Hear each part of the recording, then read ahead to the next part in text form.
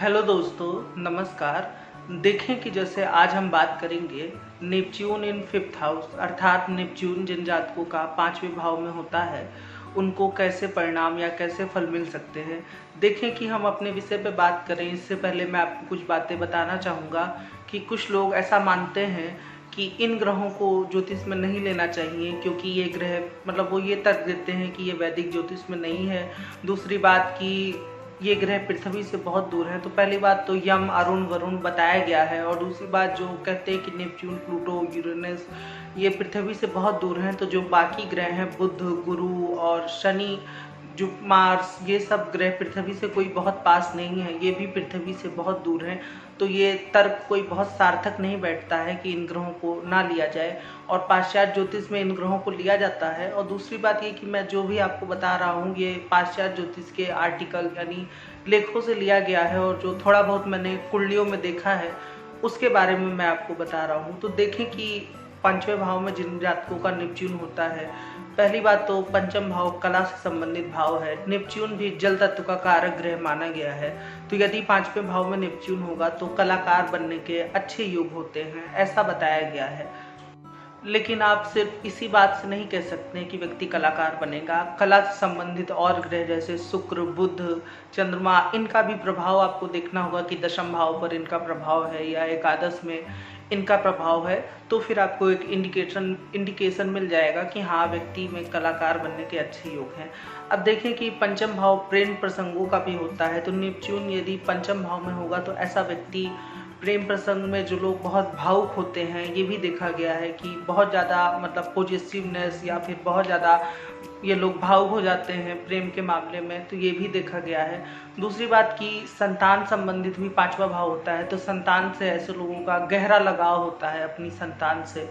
वैसे तो हर किसी को अपनी संतान से गहरा लगाव होता है, लेकिन ये लोग ऐसे होते हैं जो अपनी संतान से दूर नहीं रह पाते हैं, तो ये देखा गया है। बाकी नेपच्यून के साथ और कौन सा ग्रह बैठा है उससे प्रभाव बदल सकता है। जैसे नेपच्यून को मीन राशि का स्वामी माना गया है, और नेपच्यून जल तत्व की राशि में अच्छा रहता है। कर्क, वृश्चिक, मीन, इसमें भी वृश्चिक में वो थोड़ा सा अच्छा नहीं रहता है। बाकी ये 3 राशि में वो ग्रह अच्छा होता है।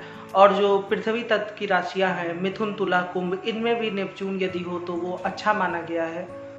सबसे पहले यदि आपने नेपच्यून 5वें भाव में देखा तो आपको ये देखना होगा कि नेपच्यून किस राशि में है। अग्नि तत्व की राशि में तो नहीं है, क्योंकि अग्नि तत्व राशियाँ जल तत्व के ग्रह के लिए उतनी अच्छी नहीं मानी जाती है। तो ये देखिए, उसके बाद देखिए कि नेपच्यून पर कैसे ग्रहों का प्रभाव है। यदि शुभ ग्रहों का प्रभाव है, नेपच्यून को यदि गुरु देख ले या गुरु नेपच्यून के साथ बैठा है तो व्यक्ति बहुत ज़्यादा विद्वान होता है, ये भी बताया गया है। क्योंकि नेपच्यून वैसे ही गहराई का कारक है, और उसके साथ गुरु होगा ज्ञान का कारक, तो वो व्यक्ति बहुत गहरा ज्ञान उसके पास होगा। तो ये देखा गया है जिनका नेपच्यून और गुरु होता है, ऐसे लोग अपने पिछले जन्म में बहुत अच्छे कर्म किए रहते हैं। अब यदि मान लीजिए कि नेपच्यून के साथ शनि हो तो भी उतना अच्छा नहीं माना जाता है। संतान से संबंधित कुछ दिक्कतें आती हैं, लेकिन हाँ, व्यक्ति गूढ़ चीज़ों की जानकारी रखता है, उसे वो बात जल्दी समझ में आ जाती है जो बाकी लोगों को समझने में देरी लगती है। जैसे कोई व्यंग हुआ, अगर शनि नेपच्यून के साथ है या उसको देख रहा है, लेकिन शनि पे थोड़ा शुभ प्रभाव भी हो, मैं इस पे वीडियो बनाऊंगा क्योंकि ये बहुत लोग भूल कर देते हैं। शुभ शनि, अशुभ शनि, एक होता है शुभ ग्रह। जैसे मैं थोड़ा सा बात कर ही लेता हूँ कि शुभ ग्रह यदि लगन में बैठा हो, उसका प्रभाव उस पर यदि पाप ग्रह की दृष्टि हो तो उसका प्रभाव बहुत ज़्यादा भिन्न हो जाएगा। और पाप ग्रह लगन में बैठा हो और उस पर शुभ ग्रह की दृष्टि हो तो इसका प्रभाव एकदम ही अलग हो जाएगा। प्रथम बात में अर्थ है कि कोई सफ़ेद चादर पे हल्का सा काला स्पॉट पड़ गया तो वो उतना अच्छा नहीं माना गया। और दूसरे में है कि एक पाप ग्रह बैठा है जिसको शुभ ग्रह थोड़ा सा देख रहा है, तो है कि खराब में भी कहीं ना कहीं से उम्मीद दिख रही है। और प्रथम बात में ये हो गई कि सब बहुत कुछ अच्छा है लेकिन उसमें कहीं ना कहीं कुछ खराबी आ जाती है। तो इस तरीके से समझ लीजिए कि पाप ग्रह जब भी कभी शुभ अवस्था में होता है तो उसका परिणाम बहुत ज़्यादा बदल जाता है। इस पे हम बाद में कभी वीडियो बनाएंगे। तो अपने विषय पे आते हैं कि 5वें भाव में यदि नेपच्यून हो और उस पे पाप ग्रहों का प्रभाव हो, जैसे राहु केतु का प्रभाव अगर नेपच्यून पंचम भाव में है, उसके साथ राहु बैठे, तो ऐसे मतलब बहुत लोग जो मानसिक पीड़ा से गुजरते हैं या मानसिक तनाव, डिप्रेशन, उस पे शनि मंगल का और क्रूर राशि का प्रभाव हो, तो वो उतना अच्छा नहीं माना गया है। ये बहुत ही मतलब डिप्रेशन के लिए या जिनको मानसिक रोग हो जाता है उनकी कुंडली में ये इंडिकेशन देखा गया है। यदि नेपच्यून जैसे मान लीजिए वृश्चिक राशि का बैठा है, जो कि अच्छी राशि नहीं मानी जाती है, हालांकि व्यक्ति मतलब गूढ़ जानकार होगा, लेकिन मान लीजिए कि वृश्चिक राशि में नेपच्यून बैठा है और जिसके साथ वो चंद्रमा बैठा है, नीच का हो गया चंद्रमा, और साथ में नेपच्यून है, तो ऐसे लोग मतलब बहुत ज़्यादा भावुक हो सकते हैं या उनको कोई बात भूलने में बहुत परेशानी हो सकती है, जिनका चंद्रमा नेपच्यून के साथ वृश्चिक राशि में हो। और इस पे यदि कोई पाप ग्रह का दृष्टि या प्रभाव आ गया, जैसे कि मंगल या फिर शनि, तो फिर व्यक्ति मतलब मानसिक तौर से बीमार या फिर जिनको कोई दिमागी बीमारी हो जाती है, ऐसा भी योग देखा गया है। हालांकि डिप्रेशन पर हमने एक और वीडियो बनाया है, आप चाहे तो उसको देख सकते हैं, लेकिन ये भी कुछ प्रभाव है जो देखा गया है। पंचम भाव में जिनका नेपच्यून होता है और यदि वो शुभ होता है, शुभ ग्रहों का प्रभाव होता है, उसके साथ शुक्र बैठा हो या अकेला पंचम भाव में नेपच्यून हो, कर्क का या मीन का हो, तो ऐसे लोग जीवन में खुश रहते हैं, क्योंकि पंचम भाव खुशी का भी भाव माना जाता है। तो ऐसे लोग बहुत ज़्यादा जीवन में खुश रहते हैं, ये भी देखा गया है।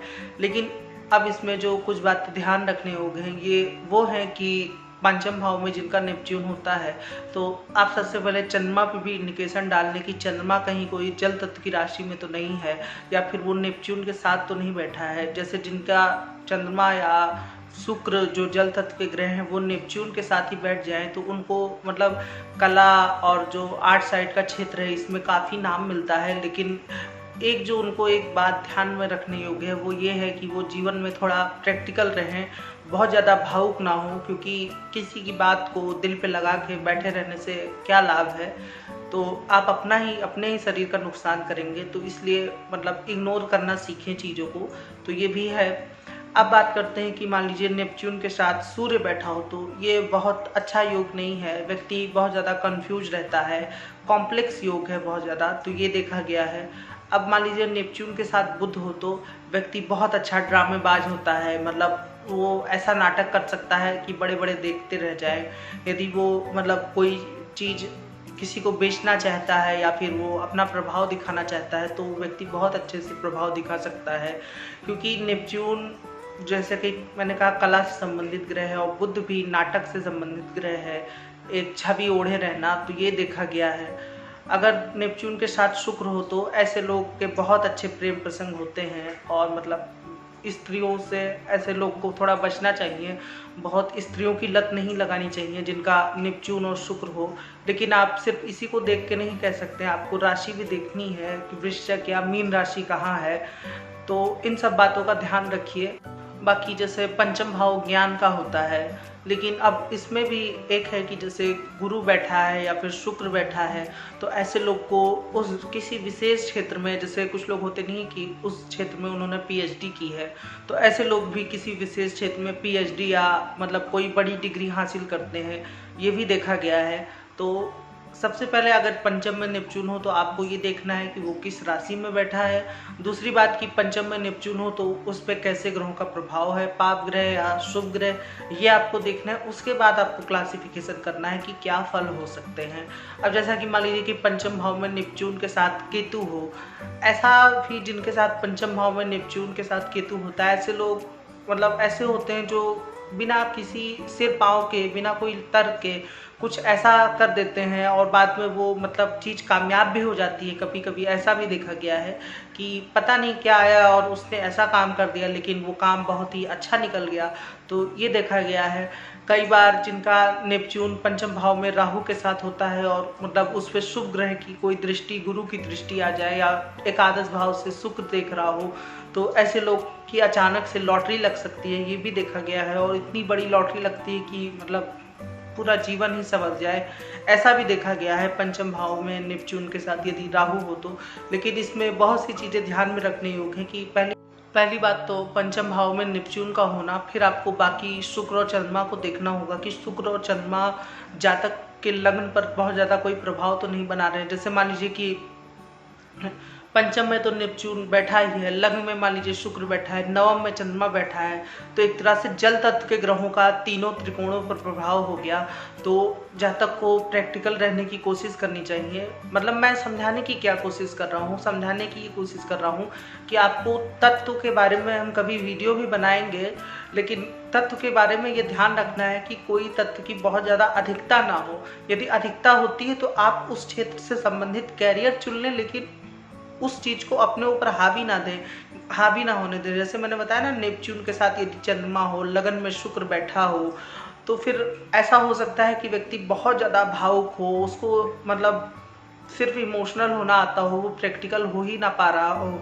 भले वो अच्छी कविताएं लिखता हो, अच्छी कहानियां लिखता हो, लेकिन फिर भी ये जब तक तो किसी व्यक्ति के ऊपर ज़्यादा हावी हो जाएगा तो ऐसा हो सकता है। इसलिए इन चीज़ों का ध्यान रख के ही फलित करें। सिर्फ ये ना सोचे कि मतलब नेपच्यून, शुक्र और चंद्रमा साथ में बैठ गए तो ये बहुत अच्छा होगा। ये बहुत अच्छा तो होगा, ये आपके करियर के लिए बहुत अच्छा होगा, लेकिन आपके शरीर के लिए ये उतना अच्छा नहीं है। आप प्रैक्टिकल रहना सीखें, ये देखा गया है, तो वो मैं आपको बता रहा हूँ। फिर और बात करते हैं, यदि नेपच्यून पंचम भाव में होगा तो वो एकादश भाव को देखेगा। तो ऐसे लोग को सलाह रहती है कि वो कुछ पानी से संबंधित या जहाज से जो ट्रैवल होता है, या उन माल जहाज से ले जाना आना, या कुछ ऐसा काम करें जहाँ पे कोई पानी का काम हो, कोई वाटर प्लांट लगा लेना, या कोई समुंदर या नदी के किनारे कोई रेस्टोरेंट खोल लेना। तमाम चीज़ें आती है, लेकिन उसमें पानी या जल का संबंध बन रहा हो, क्योंकि नेपच्यून पंचम में बैठ के एकादश को देखेगा तो जल तत्व से संबंधित कार्य करने पे व्यक्ति को अच्छा लाभ होता है, ये भी देखा गया है। आशा करता हूँ कि ये जानकारी आपको अच्छी लगी होगी। अगर यदि अच्छी लगी है तो आप मेरे चैनल को ज़रूर से सब्सक्राइब करें और इस वीडियो को लाइक करें। आज के लिए इतना ही रखते हैं, धन्यवाद।